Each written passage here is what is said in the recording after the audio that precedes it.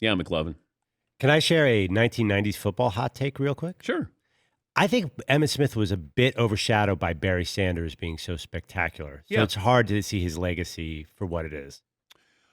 Well, I think Emmett acknowledges that if Barry had stayed and wanted to play, he would have broken his record. Emmett was you just plugged and played, and he was so reliable. And he wasn't a highlight player. In an era of highlights and how important highlights were back then, he just gave you 7. He gave you 9. He gave you 4. He gave you 13. That's just Emmett. He just kept pounding away at you. Barry was -1, +1, 62, -1, +1, 58. That was his style, but he didn't play behind that Detroit.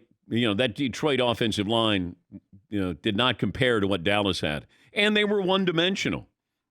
So what Barry did is more remarkable, in my opinion, than what Emmett did.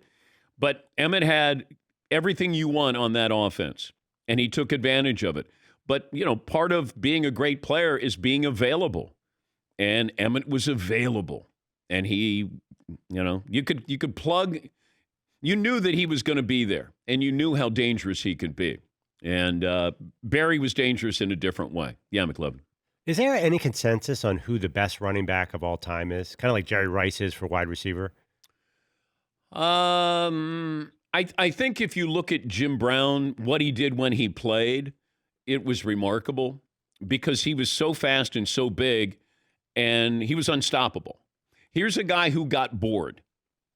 After 9 years playing in the NFL, and I think he walked away, and I think they played 12 games or 14 games, maybe 12, and he had, like 1,700 yards. He decided to retire, to go into movies. He was done. He was done with football after 9 years. If Jim Brown continued to play, then Jim Brown would probably be the all-time rushing leader.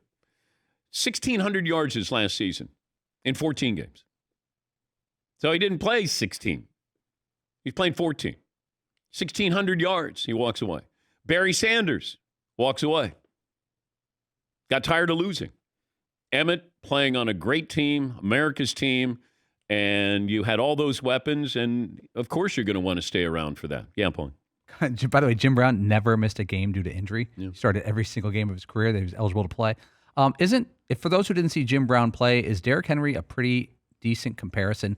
He's bigger than some of the linebackers trying to tackle him, and he's like forcefully dominant.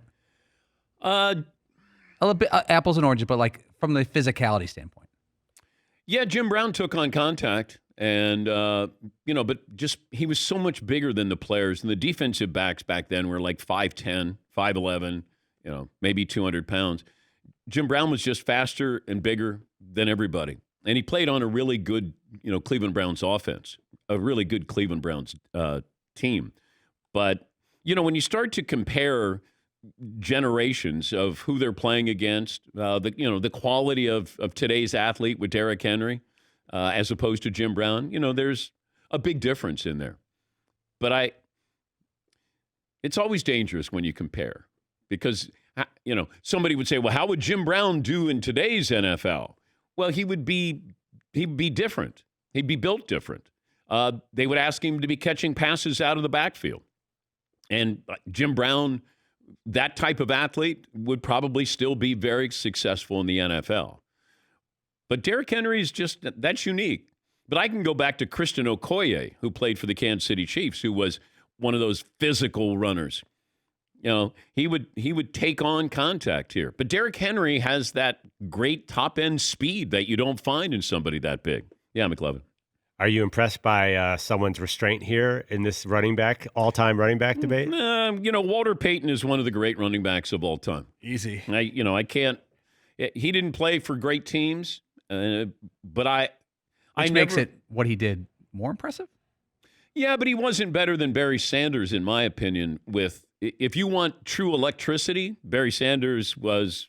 Gale Sayers was more electric than Walter, but Walter was Emmitt Smith without the great weapons up front, or a great quarterback, or great receivers. What what you saw from Walter Payton was pure Walter Payton. But, in today's NFL, Walter Payton will have 1,000 catches in his career. I mean, he was that versatile. But, once again, if you said I'm going to put in a tape and watch a running back, I'd probably watch Jim Brown or Barry Sanders just because it was unique. And it's still unique. There's nobody like Barry Sanders. Nobody. And you never saw him get hit. Never. And he can make everybody look silly. Like we look at Chris Johnson and we go, man, that guy's unbelievable. Well, he did it for 1 year. Barry did it for a decade and then walked away and said, I don't want to lose anymore. I'm tired of this. I mean, that's pretty remarkable.